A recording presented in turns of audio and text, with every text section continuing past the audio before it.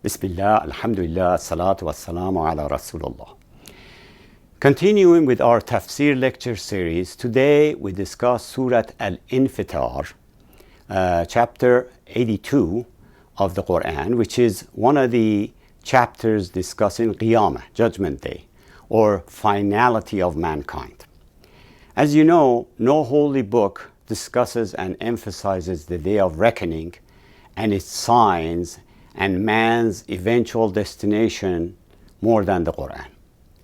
Looking at the Old Testament or Torah, there's no mention of it as far as I know.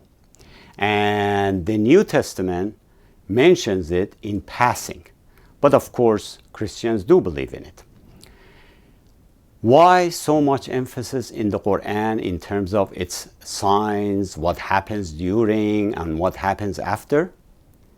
It's because the Quran is the final revelation, the last testament, or shall we say the final notice in the context. Much like other chapters of similar message, this surah chapter starts with what happens right before or the final signs.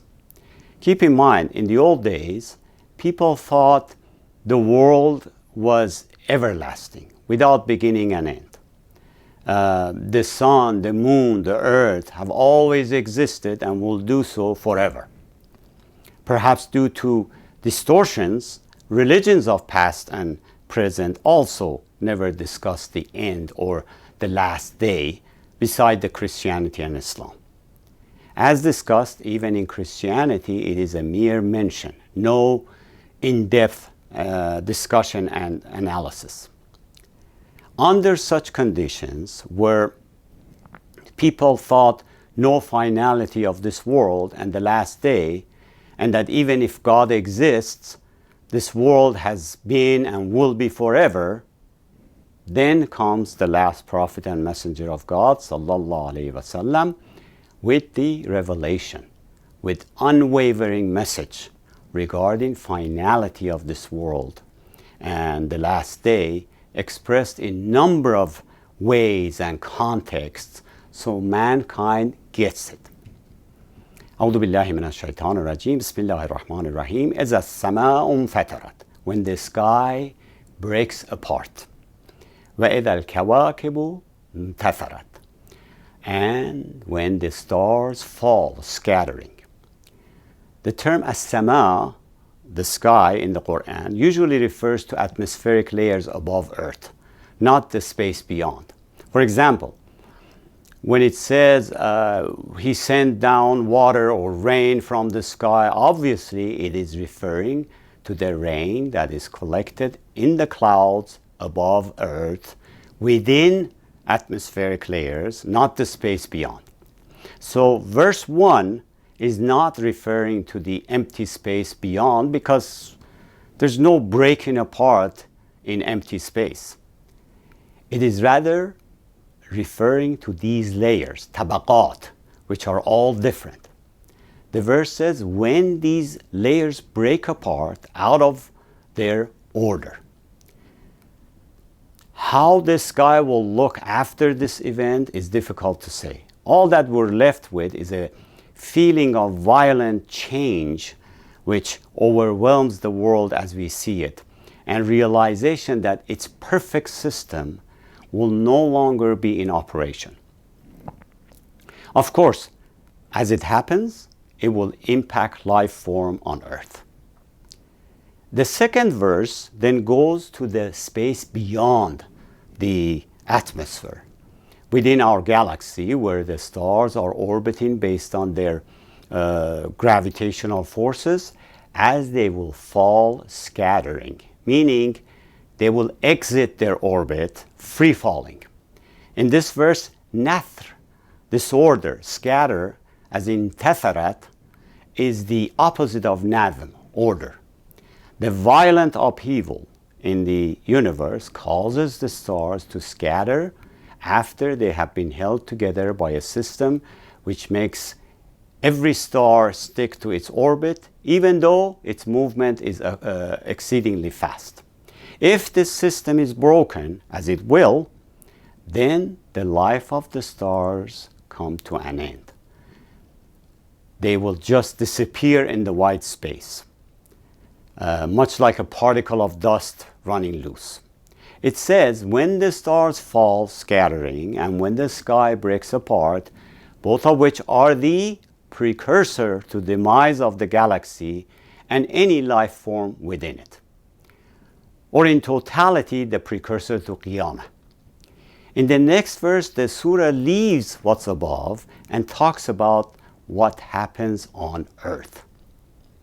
وَإِذَا الْبِحَارُ فُجِّرَتْ. And when the seas are erupted. Some people like Dr. Surush have said, how could the seas erupt where fire comes out of the ocean? How could fire and water combine? The answer is very simple. Just like we have earthquakes in the land, we have them in bottom of the oceans as well. All of which come from Earth's crust. You can have earthquakes causing tsunamis as well as volcanic eruptions in the ocean floor. According to Smithsonian Ocean Life, 70% of the Earth's surface is covered by oceans. And beneath that, beneath the water, lies a network of volcanoes hidden from the view. Volcanoes are common in areas of tectonic activity, or places where the Earth's crust shifts and moves. Scientists refer to these places as subduction zones and spreading centers, where magma from deep within the Earth comes up to the surface.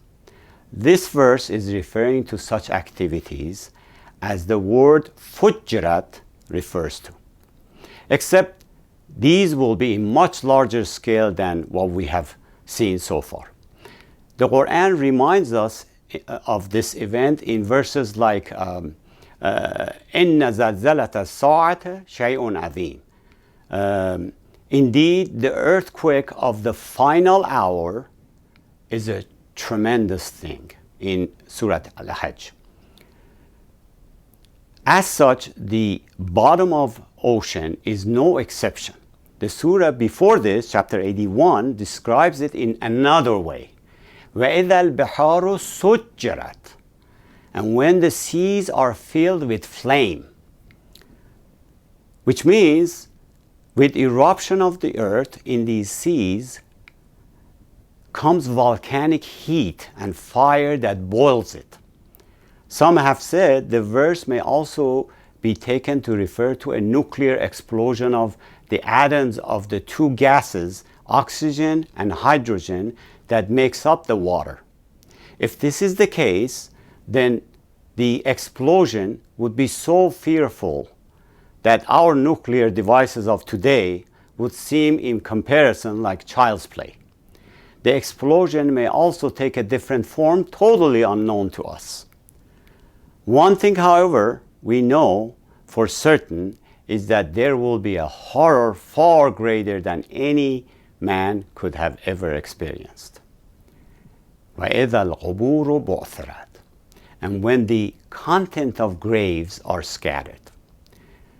From this huge disruption and introduction, this surah now focuses on mankind and his resurrection. The hurling or scattering of the graves may be a result of events that we just mentioned, or it may be a separate event which occurs on that eventful day. As these graves are scattered, people are resurrected in order to face the reckoning and receive their reward and punishment. The Quranic expression of resurrection is very simple and natural, as it turns our attention to evolution of land and vegetation from dead to living by just few rains as seasons change. When the spring comes, from complete dryness, you have flowers blooming, trees growing leaves and bear fruit, and lands are filled with greenery, etc. The Quran says, look at all this. if these transformations can occur by some change, Allah subhanahu wa ta'ala has the power to bring you, all mankind, back to life, as it says, and you may see the earth as a barren land, lifeless. But when we send rain, it starts to stir and swell and produce various beautiful kind of growth in pairs. This is because Allah is the supreme truth. It is He who gives life to the dead, and it is He who has power over all things. And the hour is sure to come, there is no doubt.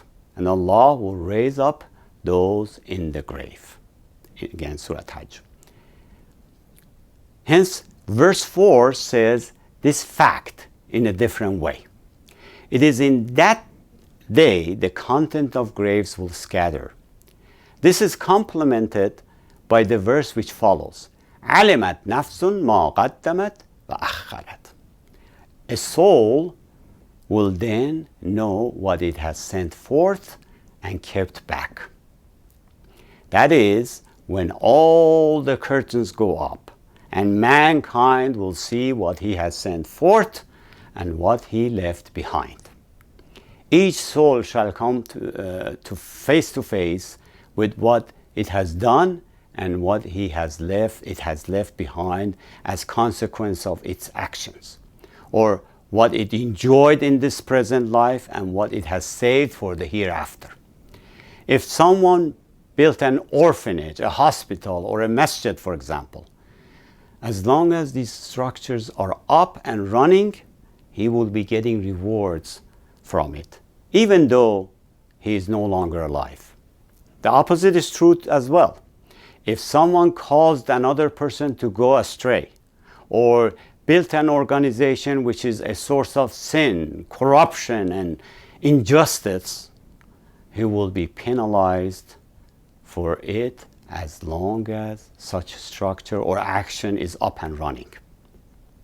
It is in that day the mankind will realize what he or she has done. This verse wants to say man's deeds are vast and extensive. It's not about what I just did today. I might say or do something today that may impact a life or many lives. Not just today, but many more people for days or months or years to come. What I say or do today may propagate like a wave through the time into the future. It may impact by guiding or misguiding many. It will all be reflected in my deeds record. This means I'm not a being limited to a certain place and time. As such, I must account for and be careful about what I say or do at any moment in my life. A soul will then know what it has put forth and kept back. After discussing the above reality of that day, Allah Azza wa Jal addresses mankind. Ya ayyuhan nasu ma gharraka bi rabbikal kareem. O mankind, what has deceived you, lured you from your Lord, the generous? After this opening, which alerts man's senses and conscience, the surah, by means of gentle objection, coupled with an implicit threat, touches the hearts of those who busy themselves with trivial things. It reminds man of God's very first act of grace toward him, namely his molding in such an upright, perfectly proportioned form. God could have easily given mankind any form he wished, yet man is ungrateful. The verse is asking, considering your Lord, the most generous, what could possibly deceive you? What could be better? What could possibly be more valuable than your Lord and obedience to him, that you decided to take that over your Lord? What makes you neglect your duties to your Lord and behave insolently toward him and when he has given you your humanity, which raises you above all his creation and provides you with the ability to distinguish between right and wrong. Then goes into more details of his generosity. الذي خلقك فسواك فعدلك. He who created you, then fashioned, then proportioned you in balance. The term فسواك means he fashioned all parts of your body in harmony. Imagine the cells in an unborn baby developing mother's womb grow differently in the right side versus left side. As a result, you might see his right hand different in shape and size than the left hand after he's born. Or arms or legs or ears, etc. No proportion at all. Yet we see it's all been designed and developed precisely. For example, in order for both eyes see things as they are and in concert, hundreds of thousands of cells must work together in an amazing order and harmony, so you and I do not see things in two dimensions or in distorted shapes, or not see things further or closer than they actually are. The color, the depth, the contrast, etc. If this harmony did not exist, we could never be able to see things as they are. Mixing colors, false distances, mixed dimensions, etc. The visual functions are carried out mainly by the eye within its 130 million retinal light receptors. The eyelid with the eyelashes at their tips protect the eye day and night. Their movement, which is involuntary, keeps out dust particles and other alien bodies. The eyelashes throw their shade over the eye to lessen the intensity of light. Furthermore, by their movement, the eyelids prevent the eyes from becoming dry. The fluid around the eye, which we call tears, is a highly effective, most powerful disinfectant. The word فَعَدَلَكَ means all of them in balance, in due proportion. He has done justice in fashioning mankind. We have two eyes that work together, two ears that work together. They capture sound from different angles, but come together at one point to a single piece of information. Indeed, man should reflect deeply over his creation and the fact that he has been given a physically and physiologically perfect constitution. Reflection should prompt him to show his real love, deep respect, and genuine gratitude toward God, his gracious Lord, who has blessed him with such constitution, perfect, upright, and handsome. The miraculous aspects of man's constitution are far greater than what he sees all around him and what he can imagine. Perfection and right balances are easily evident in man's physical, mental, and spiritual constitution. Full volumes, books have been written on the perfection of creation as evidenced by man. It is perhaps useful to include here one or two quotations from such works. The human body is composed of a number of specialized systems. The skeleton, muscular system, skin, digestive system, blood circulation, respiratory system, procreative system, lymphatic system, nervous system, and the senses of taste, smell, hearing, and sight. Every one of these systems is miraculous and far more wonderful than any scientific achievement. Yet, man tends to overlook the wonders of his own constitution. A lot may be said about every other system of the human body, but as wonderful as these systems are, man may have them in common with animals. He, however, is privileged to possess his unique mental and spiritual qualities, regarded in this surah as a special favor from God. All man's potentials have been created in balance. If there are whims and desires in mankind, there's also intellect that recognizes and puts on the brakes as needed. For your Lord, who created such miracle, what could be higher or more valuable than his obedience?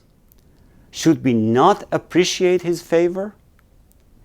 في أي سورة ما شاء ركبك. In whatever form he willed has he assembled you.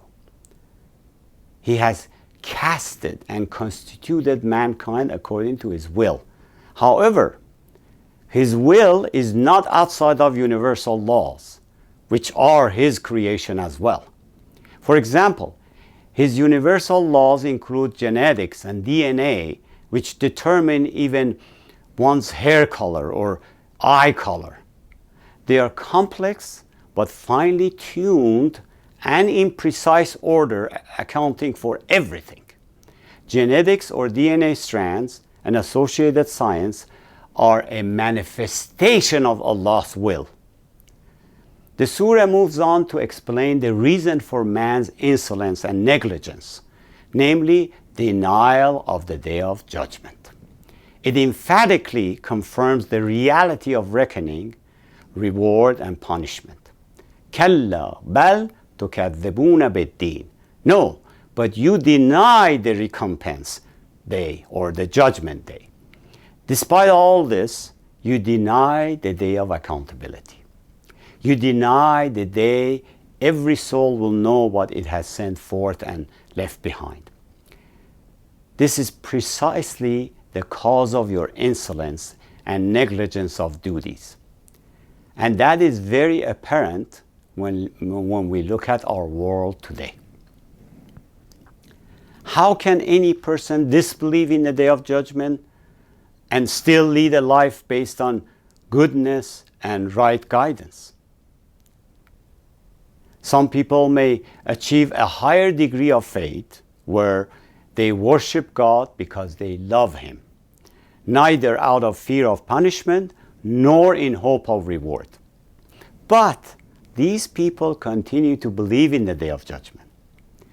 They fear it and look forward to it at the same time because they hope to be with their beloved Lord. When man, however, flatly rejects the Day of Judgment, he will be devoid of graciousness and light.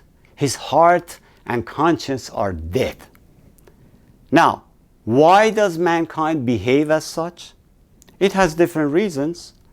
One sensible way to explain it would be majority of people are animated by touch and feel, not by intellect.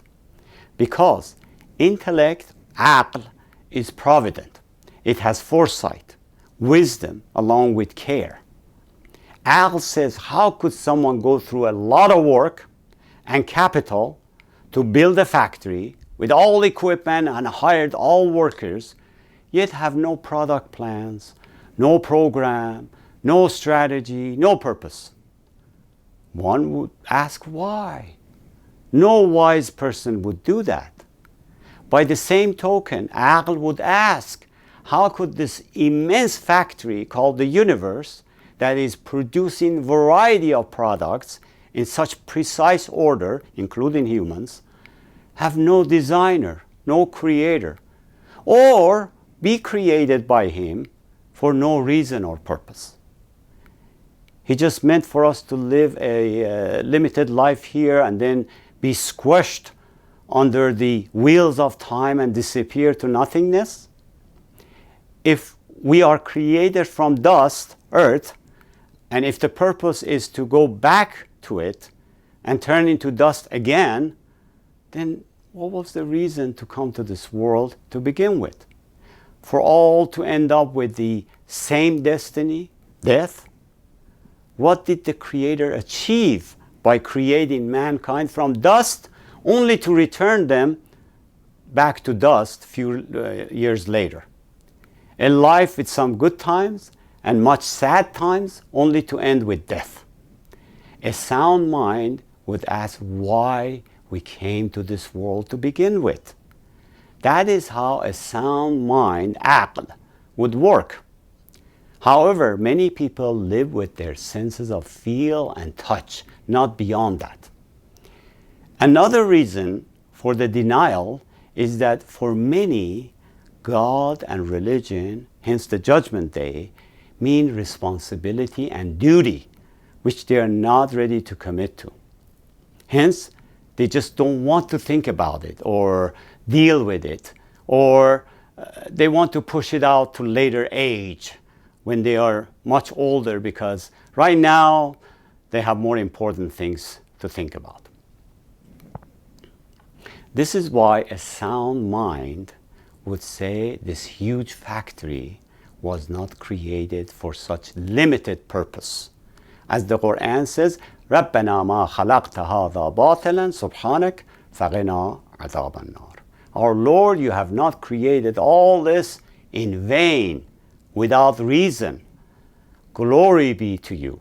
Save us from the torment of the fire. A person who has foresight will think that there must be a purpose in this, in his creation. But those who are intellectually numb think that we just came here, we're going to stick around a few days, ups and downs, and then just die away as if we never existed. Allah gave mankind intellect so he can exercise it beyond his touch and feel stage. If we turn it off, we then become like animals, programmed to eat, sleep, and procreate, and see nothing but means of getting to these basic needs. Back to the surah, you deny the day of judgment when you will certainly face it. Everything you do in this life will be counted, for or against you. Nothing is lost, nothing forgotten. وَإِنَّ عَلَيْكُمْ لَحَافِظِينَ كِرَامًا كَاتِبِينَ يَعْلَمُونَ مَا تَفْعَلُونَ. Indeed, appointed over you are keepers, noble and recording. They know whatever you do. Just like we have angels guarding us, there are angels who keep the record of our actions, good and bad. They are noble in what they do and keep the record of all the details with full integrity. Allah subhanahu wa ta'ala wants to say, mankind has not been left alone, even in the hidden world of supernatural. Every word, every gesture, every action is recorded. Are they recorded in big folders and rows of file cabinets? Of course not. Imagining recording much more efficiently is very plausible in our times, where we can file gigabytes of data in a small memory chip. Plus, even in physical world, some scientists have said by specialized indirect reconstruction, it is theoretically possible through paleoacoustics, or by analyzing imprinted vibration on objects, often called the stone tape theory, which suggests emotional events might leave traces on materials. That is just in this physical world.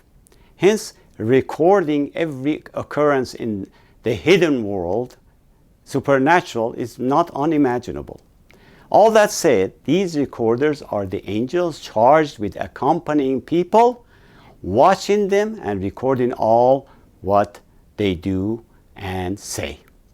We do not know and are not required to know how this takes place, God knows that we are neither given the ability to understand, nor we're going to be benefited by understanding it, because it does not affect the purpose of our existence.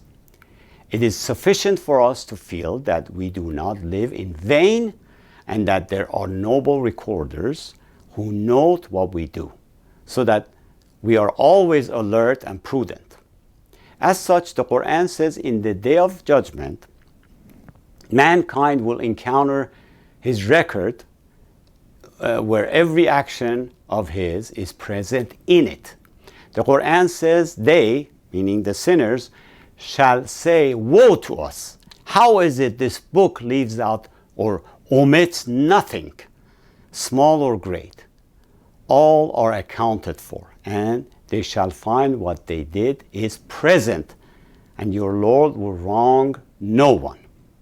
This is exclusive to mankind, or significance of mankind's position, because mankind is a being with free will and intellect to make decisions. Hence, mankind has been created as a responsible being, regardless of whether you are a materialist or a spiritual person. Responsibility is meaningless if there's no consequence or reward and punishment, which is what the next verse is going to get into. The surah started with transformational events before the last day to what happens in the last day or during, which is the day of accountability, and those who deny it, to remind mankind of his creation, then to recording of his deeds, which now determine the reward and punishment. As such, because it is natural for mankind to have responsibility, it is natural for him to have reward and punishment. The surah mentions the reward first and punishment next. إِنَّ الْأَبْرَارَ لَفِي نَعِيمٍ. Indeed, the righteous will be in pleasure, blissful delight. وَإِنَّ الْفُجَّارَ لَفِي جَحِيمٍ. And indeed, the wicked will be in hellfire. Here, we are informed of the destinies of the righteous and the wicked, that the righteous shall dwell in blissful happiness, and the wicked shall be in hell. A righteous person is the one who consistently does right actions, i.e., good deeds, until doing them becomes his intrinsic quality. The adjective al-abrar, righteous, has connotation which fits in well with nobility and humanity. The contrasting quality, wickedness, carries connotation of insolence and disregard, as the wicked people indulge in sinful and unjust actions. يَصْلَوْنَهَا يَوْمَ الدِّينِ. They will burn therein on the day of judgment. The term يَصْلَوْنَهَا returns to the term jahim in the previous verse. The Quran emphasizes that any punishment is justified and there will be no injustice in that day. Every punishment is a direct result of man's own action. However, unlike this world, those guilty cannot get away with it in that day. As it says, وَمَا هُمْ عَنْهَا بِغَائِبِينَ. And there shall be by no means they'll be absent from it. They cannot escape it, nor will they be allowed to leave it, not even for a short while. Now the surah returns to the day of judgment with a repeat of the question for emphasis and as a reminder of significance of that day. وَمَا أَدْرَاكَ مَا يَوْمَ الدِّينِ. ثُمَّ مَا أَدْرَاكَ مَا يَوْمَ الدِّينِ. And what can make you know what is the day of recompense, the day of judgment? And then what can make you know what is the day of recompense? Having stated what happens on the Day of Judgment, the surah emphasizes again the certainty of that day, since it is denied by some. The emphasis provided here is in the form of a rhetorical question, which enhances the mystery surrounding the object of the question. It suggests that the matter under discussion is far beyond our imagination and understanding. This is stressed here by repetition of the question before details about conditions on that day. The surah then states the complete helplessness of everyone, the absolute impossibility of giving or receiving support, and that God is the absolute sovereign on that day, awesome day. By which the surah concludes with the fact that that day belongs to Allah and entirely His command and determination. يَوْمَ لَا تَمْلِكُ نَفْسٌ لِنَفْسٍ شَيْئًا وَالْأَمْرُ يَوْمَئِذٍ لِلَّهِ. It is the day when a soul will not possess or have power to do a thing for another soul, and the command in that day is entirely with Allah. He indeed reigns supreme in this life and the next. This fact, however, becomes so clear on that day that no one can overlook it, like the ignorant and the conceited do in this life. It is a day no one can do anything for anyone else. It is the day that I am solely responsible for my actions, not my parents, not my siblings, not my teachers, not Jesus, not Prophet Muhammad, peace be upon them, no one else. I am solely responsible for my actions. According to the Quran, not even an intercession without Allah's permission is allowed, which means any mercy, rahmah, must come from Him, as He is the most merciful. No one, including the prophets, can be more merciful than Him. It is in that day the ultimate justice will be served by the ultimate judge, Allah subhanahu wa ta'ala. The command is entirely His in that day. The Quran says in another chapter, يَوْمَ لَا يُغْنِي مَوْلًا عَنْ مَوْلًا شَيْئًا وَلَا هُمْ يُنْصَرُونَ. The day when friends will be of no benefit, no use to one another, nor will they receive any help, except those on whom Allah will have mercy. In summary, this short surah, chapter 82, is like an article that talks about future of this world, mankind's creation, and the end with the Day of Judgment, man's accountability, reward, and punishment, and to whom that day and the absolute sovereignty belongs. Hence, mankind's eventual success and failure is with Allah Azza wa Jal. All of which gives the believer assurance and firmness in Iman, faith, while giving the disbelievers the warning of what is to come. Because, much like in Prophet's time, today we have people who either don't believe in the Day of Judgment, or if they do, they think it is so far away that they don't want to think about it.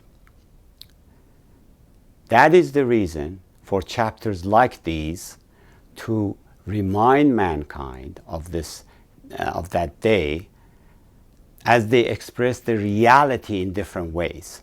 So we do not have any excuse that we did not know. All in all, the surah gives the feelings generated in people when they visualize the universe undergoing a change so violent that it leaves nothing in its familiar shape and condition. Such feelings tend to pull man away from anything that gives him a sense of security, with the exception of Allah Azza wa Jal, the creator of the universe, the one who lives on after everything has died and withered away. Man's heart thus turns to the only true being who neither changes nor dies to seek his support and security in the face of the general upheaval which destroys everything that might once have seemed so permanent. For nothing lives forever except the Creator, who is the only one worthy of worship. Wassalamu alaikum wa rahmatullah.